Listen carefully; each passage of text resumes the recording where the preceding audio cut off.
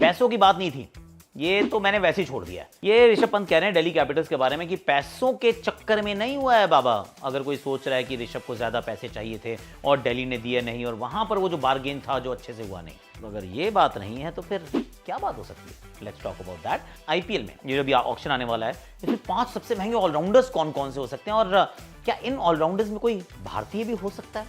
Try and find that out.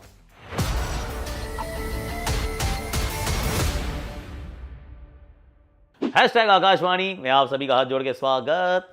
एक और रंग बिरंगी नहीं मतलब बहुत सारी फूल पत्तियों वाले हैं। पर कहां से मैंने शुरू की कहानी मैंने शुरू की ऋषभ पंत के स्टेटमेंट से। और ऋषभ पंत ने ऐसा क्यों कहा, सुनील गावस्कर साहब कह रहे थे, उनका मैं देख रहा था वीडियो, उसमें उन्होंने बताया कि आजकल क्या हो रहा है, आजकल नेगोशिएशन होती है और कई खिलाड़ियों को ज़्यादा पैसे मिले हैं, जो कि 18 से जैसे 23 मिले हेनरिक क्लासन को, 21 मिले कोहली को, तो मे बी ऋषभ पंत को ज़्यादा चाहिए थे, उनको उतने मिले नहीं हैं, तो इस वजह से वो अब दिल्ली के साथ नहीं है। पर दिल्ली उनको वापस रखना चाहेगी और राइट टू मैच कार्ड का इस्तेमाल करेगी, क्योंकि कप्तान भी तो चाहिए उनको।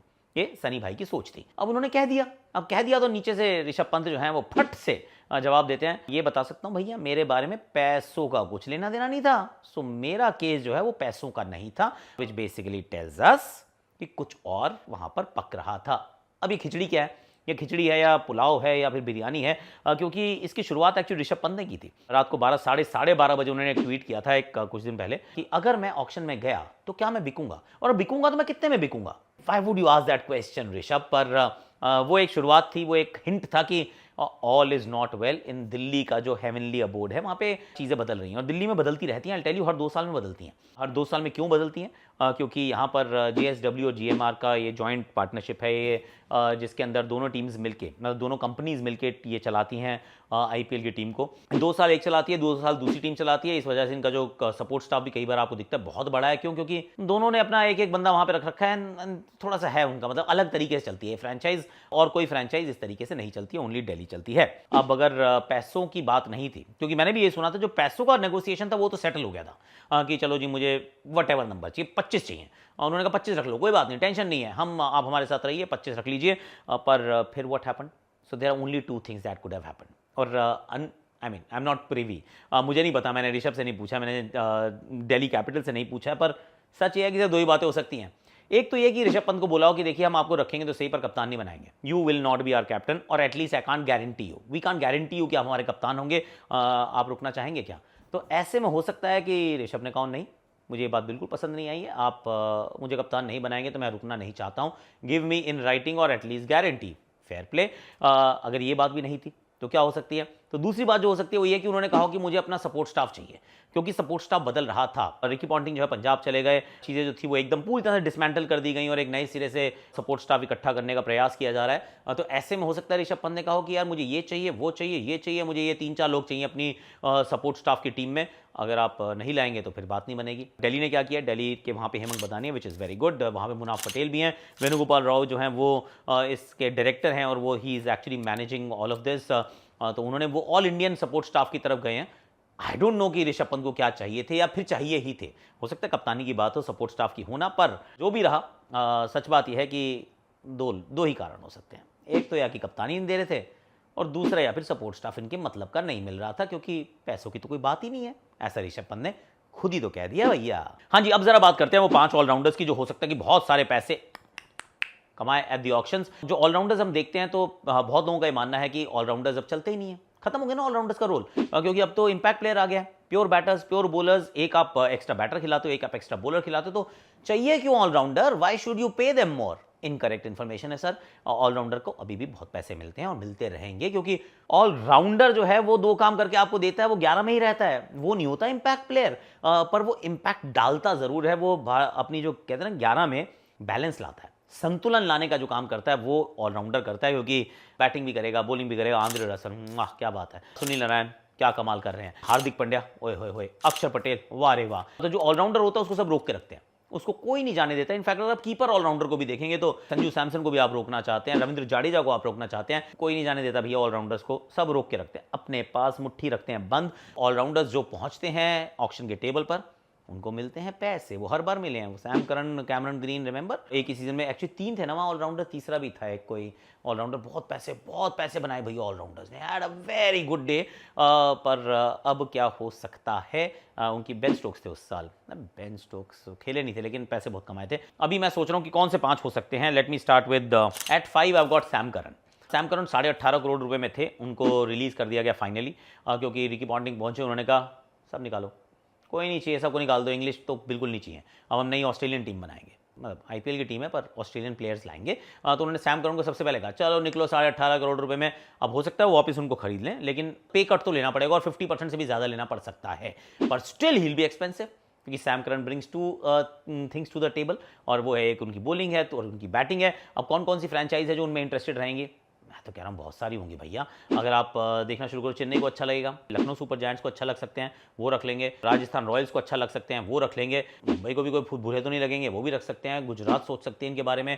आई मीन आरसीबी नहीं सोचे तो अच्छा है वैसे, क्योंकि मैदान बहुत छोटा है, बहुत पिटाई पड़ती है, इनको वो वाली टीमें पसंद आएंगी जहाँ बॉल थोड़ा फंसने वाली जो जगह हैं, वो एक तो है राजस्थान, एक है चेन्नई, गुजरात का क्योंकि मैदान बहुत बड़ा है। सो आई एम थिंकिंग कि Lucknow big ground Ekana, I mean there is a good possibility. Hyderabad might actually think and then say देखते हैं, क्योंकि ऑस्ट्रेलियन वहाँ पे चला रहे हैं गेम को, ये तो इंग्लिश खिलाड़ी हैं, but Sam Curran will take और मेक सम मनी, ऐसा लग रहा मुझे करन के साथ अच्छा होने वाला है। नंबर 4 पे वैसे मैंने रखा है एक भारतीय को, वो है वॉशिंगटन सुंदर।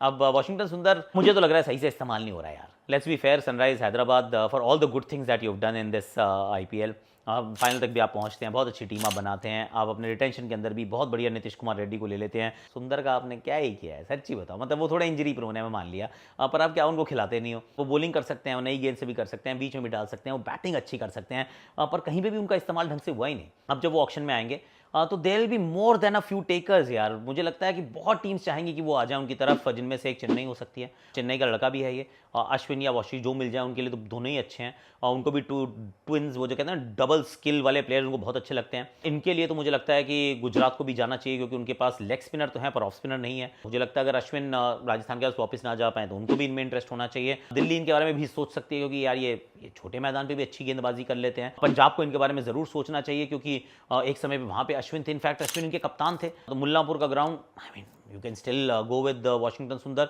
लेग स्पिनर है Ravi Bishnoi, but why not LSG. I mean जितनी टीमें हैं यार, मुझे तो ऐसा लगता है कि ऑलमोस्ट केकेआर को छोड़ देते हैं, उनको नहीं चाहिए होंगे, उनके पास सुनील नारायण और वरुण चक्रवर्ती दोनों हैं, पर उनके अलावा सब टीमों को चाहिए। हो सकता है मुंबई को चाहिए हो, उनके पास तो कोई है ही नहीं, मतलब बॉलर ही सिर्फ एक है उनके पास। There are plenty of teams जो उनके पीछे भागने का प्रयास करेंगी। हो सकता है 8-9 करोड़ रुपए एक बार फिर ये ले जाएं। फर्स्ट टाइम नहीं होगा वाशिंगटन सुंदर की जिंदगी में कि 8 करोड़ ले जाएं। मुझे लगता है ये दोबारा उस सूची में जा सकते हैं। At number 3 I got Glenn Maxwell.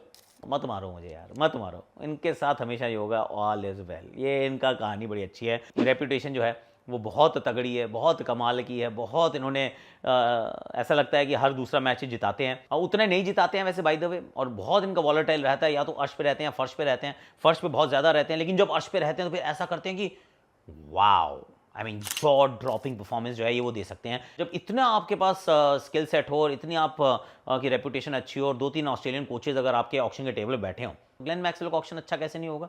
मुझे लगता है ग्लेन मैक्सवेल का ऑक्शन अच्छा होगा। नंबर 3 पे मैंने रखा है, वैसे 2 या 3 कहीं पे भी ये सेट बैठ सकते हैं। और इनके पीछे कौन कौन जाएगा, पंजाबियों इतने पैसे लेके करना की है तुसी, तो रख लो आप अपने पास। हो सकता है दिल्ली वालों को दोबारा मन मान जाए, ये हम भी रख सकते हैं यार, why not. I mean there are many more teams यार, ये कहीं ना कहीं किसी ना किसी तरह। एक बार तो चेन्नई ने इनके लिए बहुत बिड किया था, मैं आई वोंट बी सरप्राइज कि एक बार फिर ग्लेन मैक्सवेल जो हैं वो काफ़ी सारे पैसे लेके चले जाएं। पर उसके बाद मैं किसकी तरफ आ रहा हूँ, मैं आ रहा हूँ जी विल जैक्स की तरफ। भैया he is not jack of all trades, he is a master. बहुत बढ़िया खेलते हैं, पिछले साल 100 बनाया था, ऑफ स्पिन गेंदबाजी करते हैं।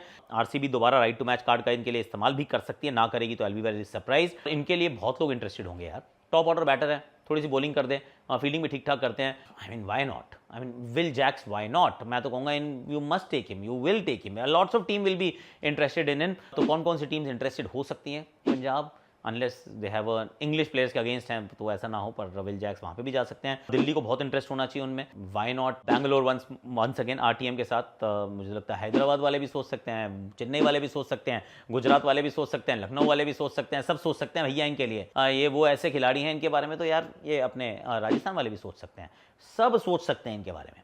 जब सब लोग इनमें इंटरेस्टेड हो सकते हैं तो फिर विल जैक्स का प्राइस स्काई रॉकेट ना करे तो I be surprise. Last but not the least, जिस लिस्ट में मैंने सबसे नंबर 1 पे रखा है वो मैंने रखा मार्कस स्टोइनिस को।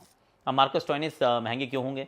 देखिए मार्कस स्टोइनिस अभी एक उन्होंने बॉल मारी, स्टेडियम के बाहर चली गई थी बहुत दूर, कह रहे हैं ऑर्बिट में चली गई है, उसके बाद वो वापस ही नहीं आई, वहीं रह गई बेचारी। पिछला उनके देखें आंकड़े, पिछले साल के आईपीएल के देखें, you will find that he is done well यार, और ये कर देता है अच्छा, ये अपने तरीके से बॉलिंग भी कर देता है। इनको बॉलिंग उतनी नहीं कराई लखनऊ ने, मुझे लगता है कम अच्छे से इस्तेमाल किया, इससे बेहतर वो कर सकते थे एज अ बॉलर, पर बैटिंग में he is a game changer. 4-5 innings तो खेल ही देता है बंदा ऐसी। अब मैं तो मुझे लगता है ये आरसीबी बहुत कीन होनी चाहिए इनमें तो मुझे लगता है मुंबई भी कीन होगी क्योंकि लोअर ऑर्डर चला गया अब उनका एक Tim David.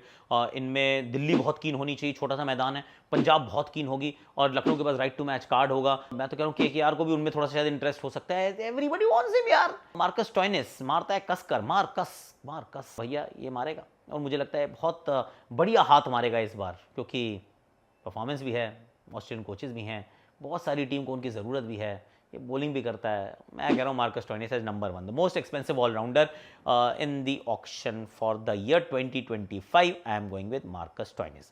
So here are my 5: Sam Curran, Washington Sundar, Glenn Maxwell, Will Jacks and Marcus Stoinis. ये 5 का लगाएंगे पंच और बनाएंगे बहुत सारा पैसा, ऐसा मुझे लगता है। बाकी आपको क्या लगता है बता देना। ऋषभ पंत वाली स्टोरी के बारे में क्या लगता है, इस ऑलराउंडर की लिस्ट के बारे में क्या लगता है, और अगर आपको देखना है कि सिर्फ batters, not wicket keeper, batters अगर वो कौन से ज़्यादा महंगे हो सकते हैं, हाँ तो वो हमने वीडियो वैसे डाल भी दिया है। हमने वैसे बॉलर्स का भी डाला है, फास्ट बॉलर्स का, तो वो भी आप चेकआउट कर सकते हैं। आज के लिए अभी के लिए मेरे पास इतना ही है और बाकी बातें बाद में करेंगे। ध्यान रखिए अपना, आप स्वस्थ रहिए, तंदुरुस्त रहिए, लाइक करो, शेयर करो, सब्सक्राइब करो, कमेंट करो, नोटिफिकेशन की घंटी बजा दो।